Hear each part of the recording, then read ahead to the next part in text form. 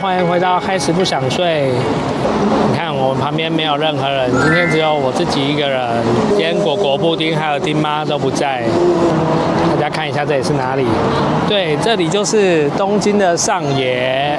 为什么我今天自己一个人在这里呢？因为我要开始我的东京独旅4日游，这是我期待很久的独旅行程哦。之前丁妈有一次自己独旅，所以后来我们就说好，我也要自己来一次独旅。那安排了很久，大概等了半年以上，好，终于换我来了。那这是我是搭那个联航搭红眼班机，搭半夜的飞机，所以昨天晚上就已经先从桃园出发，一早7点就到成田机场。早上到那个成田机场，本来以为很顺，因为今天表定就是7点到成田机场，结果没想到他第3航厦的入关卡的蛮久的，我大概还没7点就开始等入关，然后等到检查完过关，应该已经快要8点了。因为我是搭 Skyliner 进来市区，那因为我看好一般是8点16分的，所以一过海关我就马上领行李，然后马上从3航厦飞奔狂奔到，其实也没有到狂奔，就是快速走到第2航厦，然后马上买 Skyliner 的车票，赶上8点16分的车。刚买到票的时候大概是8点10分左右，所以还有6分可以上车。因为这次我住的饭店是在阿美横丁里面，我打算等一下就先去寄放行李，然后寄放行李完就在这一带逛一逛，然后就去吃午餐，就这么简单。早上的阿美横丁其实没那么早开，因为这边都开很晚，好，晚上就会很热闹。那我这次住的饭店是，我记得是一间蛮旧的饭店，好像叫马鲁塔尼酒店，马鲁塔尼。这边都可以听到那个地铁开过去的声音，好怀念哦。我们每次来东京都一定会来上野，每次都是搭机场快线进来上野。所以每次都是住上野附近，以后可以再改别的方式，例如说搭 NEX 去新宿啊，还是去哪里？我已经看到饭店了，这是一间老饭店，但是因为下午才可以check-in，所以我只是先来寄放行李。这间饭店设备虽有年代感，但整理得很整洁。当初预定3晚台币8660元，平均一晚不到3000。对我这种独旅的人来说，干净便宜位置好，这样就够了。我很快就寄放行李了，好，把大行李放的现在就轻松了，现在就自由行，闲晃。我的隔壁就有一间面屋武藏，超近的。每次来旅游，我都喜欢住在观光客最多的地方。我觉得这样最方便，想吃什么就有什么，想逛什么都只要下来就能逛了。之前我东京来了几次，跟丁妈来了2次，然后第3次就是带果果跟布丁一起去迪士尼乐园，那是第3次。所以这一次算是第4次来东京。说多不多，说少也不少。毕竟只是个上班族，也没办法常常请假。但感觉东京真的是可以一直来的地方。那这次我想要走几个，其实来东京几次都没有去过新宿、池袋这些大站。然后这次我想要趁自己一个人的时候，好好逛一下这些地方，其实就乱逛。好，这一间是二木果子，有名的二木果子，饼干、零食类之后都可以来这里买。接着我打算去旭旭苑吃午餐，体验一下高级烧肉5件套餐。来日本的都推爆了，大家都吃过，虽然说好像很流俗，但是我没吃过。我刚刚点了一个3号套餐，这个是它写里面有和牛脊肉、上等牛五花肉，还有盐酱牛舌，然后它旁边有一些拼盘、沙拉、泡菜，然后有附汤跟饭，这就是5间套餐。它总共有4个套餐，我点这个是6700，是最贵的。然后另外我又再加点一个，应该也是牛舌吧，它这个是限定的哦，5间限定才可以加购的。这边的用餐环境感觉真的是蛮舒适的，每一桌都有一个隔间，有点像一个包厢的感觉。然后虽然我没有预定，我刚刚也是跟他说没预定，然后只有1位，他也是带我进来坐这个4人桌。好，刚才去吃旭旭苑，但是旭旭苑的服务员跟我说不能录影，但我觉得旭旭苑真的蛮赞的。接下来我想要去秋叶原逛逛。来到秋叶原，感受宅文化气氛，但比起逛街，洋娃娃的爪力测试才是我的重点。接下来就切换成大家熟悉的寻台不想睡模式。秋叶原很多娃娃机店，随意挑了一台公仔台来玩。这是鲁夫5档的最新精品，这种台型算是很简单的，也是我目前对日本娃娃机唯一有信心的台型。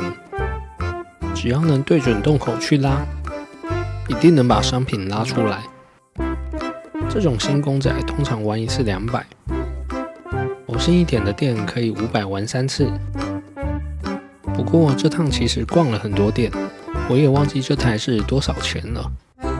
除了勾拉把的洞以外，有时也会用压的方式看看。不过这台显然没用。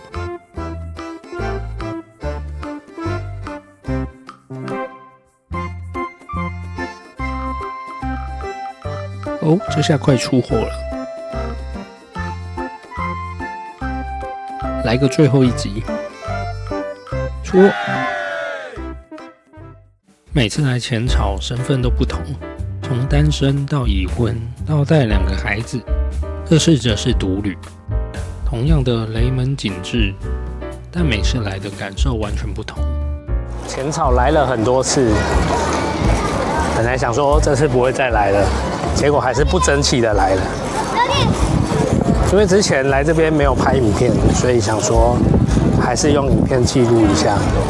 其实本来驱使我再来浅草的一个原因是想要去吃花月堂的菠萝面包，不过太晚来了，花月堂好像开到4点半而已，所以太晚来是吃不到的。那沿着重建市商店街走到最后面就是浅草寺，我们来看一下晚上的浅草寺。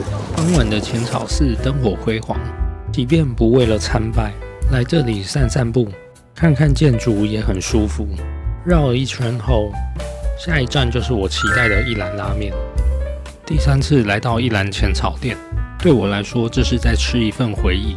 坐在单人隔间安静吃面，不需要任何谈话，这就是独旅最自在的时刻。好，傍晚在浅草吃了一兰完之后，回来上野。哦，我看到前面这是一间有名的拉面店，鸭土葱鸭肉的拉面，现在还蛮多人在排队的。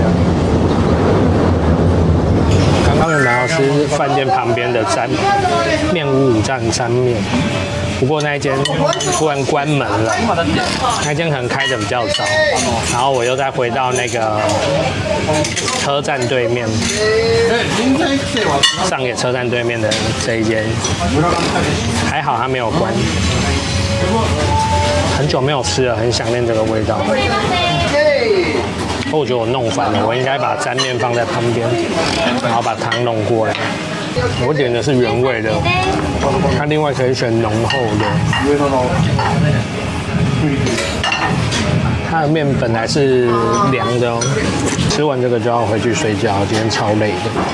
今天真的从昨天晚上9点出门到现在，几乎没有好好的休息过。就下午我稍微check in的时候在饭店躺一下，因为我刚刚已经有先吃过一兰拉面了，这一餐就不用吃太多，这个就当宵夜了。现在其实日本的时间已经10点10分了。我吃这碗面只花了5分钟。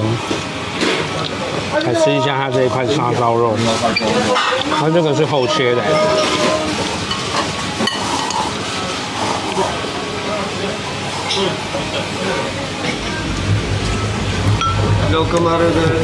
在这里吃饭就会感受到上面的那个电车跑过去的震动。其实这边的正上方就是电车的铁路。对，突然想到它可以加这个高汤了，加了高汤就能喝了。还好我赶上，吃完面之后他们也在关店了。好吧，那今天就该结束了。好吧，那我们就准备回饭店休息了，然后睡一觉，明天就可以继续明天的行程。转眼就到隔天的早上了。那今天一早也是细雨绵绵，其实应该今天或明天天气都开始不好了。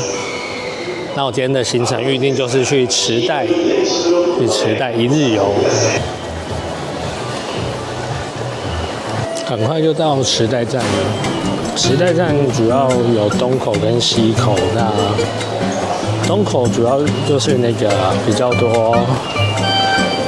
我可以逛的，那只是等一下先去吃个早餐。有这些大站啊，只有早上的时候人比较正常一点，也不是正常啦，就是对我们台湾不习惯那么多人的生活步调来说，早上感觉很好。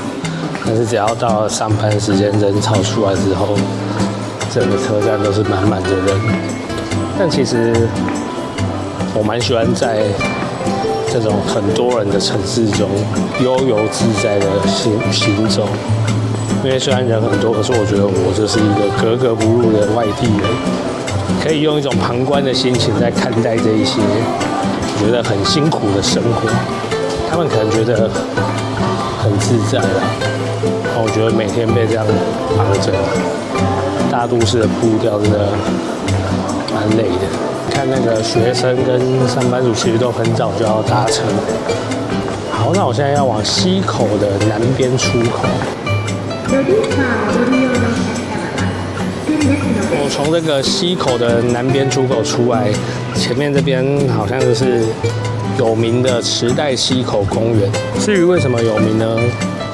主要是因为有一部日剧叫做《池袋西口公园》，不过这个日剧离我应该有点年代了，其实我连看都没看过，只知道哦，它有名的点在这里，但其实没看过日剧，对这边应该没有什么共鸣啦。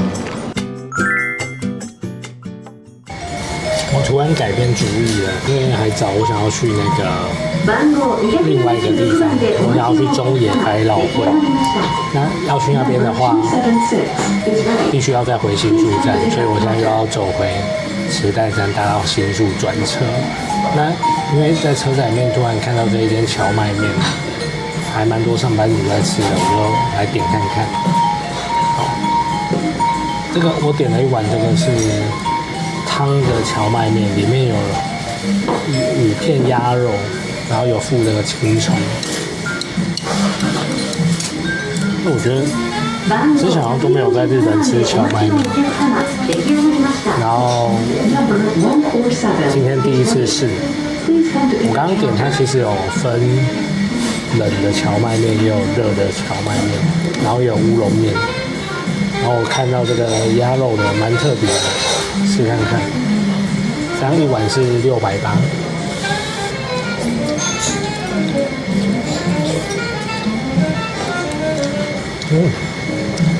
那面条很特别，我真的没吃过荞麦面。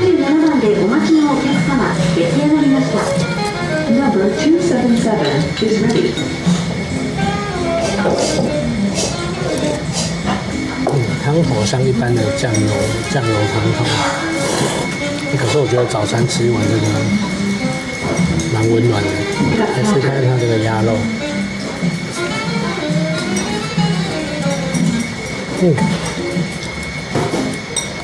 蛮嫩的，它切的很小，很薄，所以很好入口。好，我从中野站出来了，这边刚从新宿的中央线转车，搭到这边市站而已。那这一线很明显人少很多，这个是比较算小站吧。前面这边是一栋中野的商店街，现在应该都还没开门，现在才9点而已。那没关系，因为那个我等一下想要去的是中野百老汇，那中野百老汇在这条商店街一直走就到了，那它也10点才会开。难得逛到没开的商店街，趁着这份清静，先随处走走，打算先到 B1 吃个午餐，再开始今天的挖宝行程。刚刚10点开始陆续开店了，中野百老汇那些店陆续开了，不过大部分都还是那些夹娃娃机店、玩具店那些，最多店好像都是12点以后才会开。我现在进来这间是一间卖咖喱的店，这里有它的菜单。然后我刚刚进来想先查一下，它主要就是卖香料咖喱，应该比较不是传统日式那种咖喱入门的那种咖喱。其实我这趟本来就想说要找一间咖喱吃，结果没想到竟然是在这里，评价也不错，4.1颗星。不过它是香料咖喱，也是偏辣的，不晓得我行不行。好，现在吃看看。哦，这个饭比较像那一种1度米饭，偏干然后偏硬的感觉。真的很硬。它这个咖喱酱标2颗星的辣度，我不晓得我行不行。可以，这个辣度我可以。我点的是猪肉的咖喱，咖喱里面的味道蛮复杂的，那它带一点点酸酸的，不是那种只有咸的口味。它的咖喱辣中带酸，然后吃到其实多吃一些真的口味还是会有点重，但是这时候配了开水，很适合。这家我觉得蛮推的，在中野百老汇逛得非常过瘾，也挖到了满意的战利品。中野逛完后会再回到池袋走走，这2区的详细游记我会另外单独剪成一部影片。接着转向池袋的三轩西体，准备在那里解决今天的晚餐。我现在进来一间卖天冻的餐厅，这应该也是一间蛮有名的连锁店。刚刚从那个卡普空那间出来之后，就走到三轩西体。那我本来是想说要去观景台看一下，但是今天可能太早吃午餐了，今天大概11点多就吃午餐了，然后现在突然觉得有点饿，所以我觉得要先吃个东西。它刚好观景台的前面就是这一间店。其实我不知道我点的这一碗里面有什么料，虾子是一定有，但是其他大概就是一些菜，好像还有蟹肉棒。一碗我点这一碗是890，这不知道是什么蔬菜，炸得很好吃。今天其实来池袋的时间有点匆匆忙忙。本来如果我在池袋待一整天，我应该花很多时间在逛三轩西体，但是因为太晚来了，所以我觉得至少也上去观景台看一下哈。我刚刚看了一下，票价是900块日币。这个天冻很简单，就是一些炸的天妇罗，然后饭淋一些酱，我觉得很好吃。所以我觉得日本的餐厅实在是太多了。其实没什么必要说一定要找什么网友推荐美食。虽然我来之前我也标了几间店，但是标归标，其实你只要在路上流放，觉得路上到处都是美食，餐厅太多了，所以通常我也是到哪里真的有想吃东西就停下来吃吧。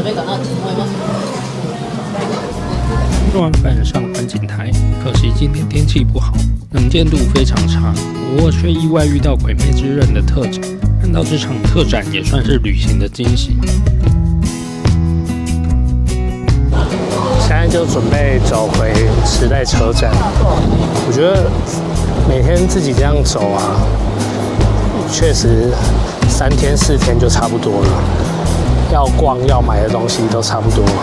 毕竟这走的是市区的行程，大部分都是走路逛街，比较不是走那种户外大自然看风景，大部分都是同类型的啦，所以顶多只是看一下不同城市的样子，但逛的东西都类似，所以我觉得2-3天差不多了。明天也准备要回去了，现在脚是呈现一个快爆炸的状态，每天都走2万多步，也差不多要回去好好整理行李了。明天剩下一个上午，然后大概中午就要去机场，准备搭下午的飞机回台湾。最后一天上午回台湾前，我决定来基湾水产，用这顿丰富的海鲜早餐，为这趟4天的独旅画下完美的句点。昨天晚上就是在上观景台之前吃了那个天妇罗冻饭之后，后面的时间因为都太赶了，连吃饭都没吃，所以那一餐就变成我的晚餐了。今天是最后一天要准备回去了。那其实没什么时间，今天只剩下上午几个小时而已，所以因为外面也在下雨，我也不打算去哪里，然后我就直接在上野这边找基湾水产吃，这间连锁的，那因为它是开24小时的，那所以想说昨天晚上没有吃太多，其实昨天晚上是有点饿，但是后来觉得太累了，还是先睡觉。结果早餐先来吃基湾水产，一早就来吃生鱼片。上次去大阪吃的印象很好，所以这次想说有看到就来吃。然后我的4道菜来了，我点了一个白饭加紫菜汤的套餐，然后再点了一份炸牡蛎，然后再来就是生鱼片，然后跟一份那个甲壳烧。这次点的甲壳烧里面我还多点帝王蟹，试试看高级的。这样点4道菜2600多，高级的早餐。好，这个帝王蟹的甲壳烧、螃蟹烧，好，那只蟹脚。我觉得我白饭吃不完，好饱。它里面有很多蟹肉，然后旁边那种咖啡色灰有点像奇怪的颜色的，应该就是蟹黄。吃饱了。坐在回机场的月台上，这4天的行程非常扎实。其实我也累了，看着窗外飞逝的风景，我觉得4天的独旅长度刚刚好。这种能随意调整节奏、与自己对话的时光很充实。这集先到这边，接下来会另外分享新宿一日游的影片，请按赞、订阅、留言，我们下集见。喜欢我们的，订阅再开启小铃铛哟，拜拜。